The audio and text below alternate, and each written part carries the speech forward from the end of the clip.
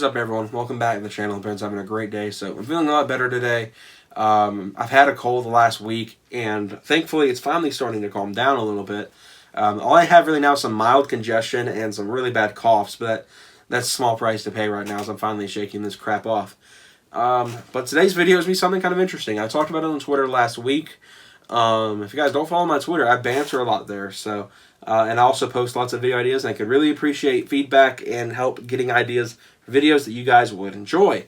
So go follow my Twitter, roast_tires, and give me some, help me out with some ideas for content.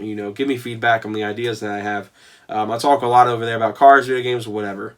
So go follow my Twitter because I post a lot. I post more there than I do Instagram. But anyway, today's video is about classic cars and why would someone pick one in 2019. And I'm not saying this from a standpoint of why would someone do that. There are much better cars on the market. I'm not doing it from that standpoint. But what is the mindset of people that prefer classics to modern cars? And as someone who was on the domestic camp and the modern camp, I should say, I do love modern muscle cars a lot more, minus, certain engines that I've bantered on multiple times on live stream. I prefer modern cars to classics, fun fact. But that doesn't mean I hate classics. In fact, I do love a lot of classic cars. It's just I prefer modern muscle to classic muscle. But anyway, what is the mindset of these people? Why would someone pick a classic car? So we're going to go into, in my opinion, this is from my viewpoint, why someone would pick a classic car in 2019 and why are they important. So let's start off with the two biggest factors from my viewpoint, and that is nostalgia and simplicity. When it comes down to classics, most of the people who love classics are either old-spirited people, like, funnily enough, myself. I'm a pretty old-spirited dude, but I, for whatever reason, find myself in the modern muscle camp. But older spirited people, kids that are my age, listen to Lynyrd Skynyrd, and old rock bands, Led Zeppelin, all the old stuff, and, prefer older things in general. They don't make them like a YouTube crowd. As well as, obviously, people who grew up in that time period. Like, there's certain age demographic generation that is becoming a pretty much worldwide meme right now. They grew up with these cars.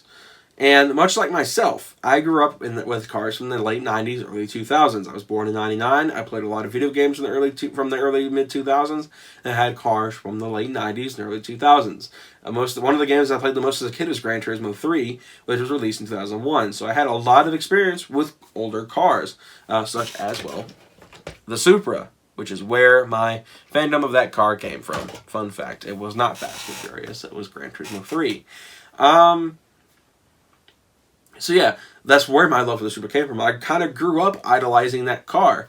And in, the case of classic people, or classic car people, most of the time, they're older gentlemen or women who grew up with these cars. When they were younger, probably close to my age, fun fact, I'm 20, they probably had a car that at the time was new, but today would be considered classic or antique. So that's why that's one big reason, is it's all about nostalgia. People are like, yeah, that's the car from my youth. I drove one of those as a kid. My dad, for example, grew up with a 75 Volkswagen Super Beetle. So anytime he sees a bug, he gets super nostalgic over it because, yeah, I drove one of those when I was your age. And, yeah, it's cool. I don't hate bugs. I actually find them one of my favorite classic cars. But that's really one of the biggest factors, is people who grew up with them or people that find them nostalgic. And while a lot of people will admit that modern cars are safer, more reliable, better gas mileage, whatever, more, just all around more good for modern times, people love classics due to the nostalgia that they carry. They may have made their favorite movie may have starred one. A lot of people love the '69 Dodge Charger because it was in Fast and Furious, or the Mustang Bullitt because it was in Bullitt. But does that mean that there's a problem? Absolutely not. A lot of people idolize hero cars. A lot of people idolize the orange Supra from Fast and Furious, such as myself, or the Skyline from Too Fast and Furious, much like other people I know. But for myself, of course, I idolize the Supra, but like I said, it's all about nostalgia. People who grew up with these cars love them to death, and that's probably one of the biggest reasons why. So the other one, simplicity. So what do I mean by that? Cars that are older, than the OBD era, the emissions era, are fairly simple cars. If you take a car from the 1960s and 70s apart and compare it to its modern counterpart, for example, if you took a 1970 Dodge Challenger apart and compared it to a new Hellcat, there's going to be a lot of differences. And you're probably going to take a lot less time to tear down that 1970 than will that 2017. And, well, that's because they weren't made of a lot of parts. In the 1960s, and the 1960s and older was a very, I wouldn't say not technological time, because things like televisions and computers were first coming around, in the 50s and 60s. But there wasn't a lot of technology in the car field at the time. Power steering was just becoming a thing in the 60s. And oh my gosh, was it ridiculous. If you haven't seen the video of Saab Kyle's where he had that Ford Fairlane, the power steering, he literally could drive it like this because the power steering was just very light. The simplicity also plays a part in how you would think with a car as big as the 69 Charger that it would weigh a crap ton, but it doesn't, because there's not a lot going on there. It's just a bench seat or two and a big engine and transmission, and that's really about it. With modern cars, there's obviously lots of safety features, airbags, crumple zones, all sorts of other, pieces and parts all over the place, heavy equipment.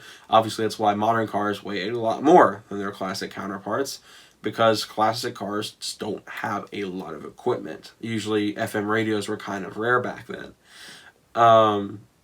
But that also helps out in modifications. Doing an engine swap on a classic car doesn't really have as many steps involved as a modern car. If you have a slant 6 Dodge Dart and you want to put a, classic Hemi V8 in it, it's not necessarily the hardest thing in the world, because there's not, crazy amounts of engine harnesses to deal with. There's not crazy ECU stuff to deal with. It's usually a pretty simple swap over. Which is one thing that entices a lot of classic owners, because they'll go out and buy the cheapest variant of the car they can find. They will go out and buy that slant 6 Dart and then buy the V8 for it and just done. But with a modern car, you have to buy engine harnesses, you have to buy body control harnesses, you have to buy the harness itself, you have to buy the PCMs, the ECUs, the engine, you have to find, the transmission that bolts up with it. It's a lot more difficult to build a modern swap car than it is to go out and buy a classic car and do a swap on it. There are also not a lot of equipment to go wrong and a lot of electronics to go wrong, as power windows weren't a thing in the 60s, really. So, obviously, stuff like that won't go wrong. Cruise control switches won't go bad, which is the common problem in, trucks like mine. Classic cars in general are just very simple. There's not a lot to break on them that's not mechanical. But what are some deterrents? What would keep people from getting into classic cars? And this is really, for myself, from my viewpoint, this is what keeps me from getting into classics. And that is cost. Classic cars are expensive. If you want a good condition car that you're not have to spend years trying to restore, it will cost you a lot. Cars on websites such as Street Side Classics usually retail in the high 30s, low 40s, and sometimes in the 50s plus for a proper condition classic muscle car. And obviously stuff like Porsches are way expensive. If you get an old Porsche from Street Side, I'm jealous because you obviously have lots of money. But what is that? Well, what about junkers?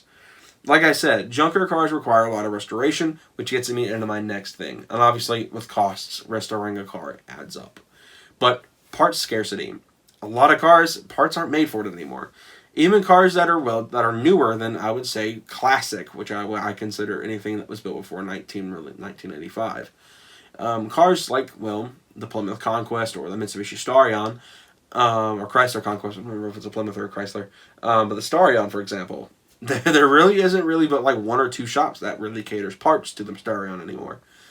And obviously with cars that are older than that, with the exception of like a few, such as the C10, the Camaro, and the Mustang, and the Corvette, obviously, parts are kind of scarce. If you wanted to build an older, let's say Ford Cortina, for example, or a Ford Escort, you're going to have a lot harder of a time finding parts than you would for something like a brand new Mustang GT, because no one really wants to make parts for a Cortina or an Escort anymore. Or something like the Capri, or, the Grand National even. Cars that are older generally have a harder time finding parts for them. Obviously, there are places like Jegs, for example, which sell just tons of parts. Places like J.C. Whitney or Summit obviously have parts for these cars. But in general, it's a lot harder to find parts for classics than it is for modern cars. Modern cars have a lot more outlets to find parts for. And that can cause a problem when you're wanting to build a classic car, because obviously there's not going to be a lot to choose from, there's not going to be a lot to price match with, and eventually it's just going to add up in cost again. So, I guess that rounds everything up for the most part. So, why are classic cars important in the modern world? Well, legacy, for the first part. Obviously, cars like American cars, such as the Corvette, the Mustang, the Challenger, and the Camaro, have huge staying power. Without them, we wouldn't have our modern equivalents. Without that split window C2, we wouldn't have our C7s and C8s. Without that classic 1970 Charger and Challenger, we wouldn't have the modern day equivalents, that four-door Charger and that Challenger. Obviously with the Camaro, if we didn't have that legendary 67 Camaro, we would not be looking at the 6th gen we see in front of us today. And of course, without that 64 Mustang Fastback, the S550 wouldn't exist, and all of its other thousands of variants of Mustangs that have existed over the last few years. So, legacy is important. That's why I bring this up. And plus, anyone who touts their car as this crazy modern marvel, that person should realize that their car is going to be a classic in 30 years. People who are buying those brand new cars off the showroom floors right now saying, yeah, I've got a modern car. It's so much better than those old clunker classics. Your car is going to be a classic one day too. There are going to be people that are buying cars in 2060. Yeah, remember that car from 2019? That thing is a junker. That is so old. Why would anyone want a classic car like that? And obviously cars in the 1960s will be antique by then. But you get the idea that modern cars are going to be classic one day. When the C6 came out, everyone's like, yeah, the C6 is so modern. And now it's like, why would you buy a C6? They're so old now. And that's kind of the mindset. So classic cars are important for legacy in the fact that, well, they were new at one point. They just aren't anymore. So, are classics really something you should look into in 2019? Well, it's all up to you. It's not really my place to judge. And in my opinion, if I had tons of money, I'd be into classics too. But anyway, well, that said, hope you all enjoyed. I've got a cool video planned for Tuesday. I've got a mod for the truck that I'll be doing this weekend that you guys will be seeing a video on next week. But anyway, hope you all enjoyed. See you guys next time. Have a good one, everyone.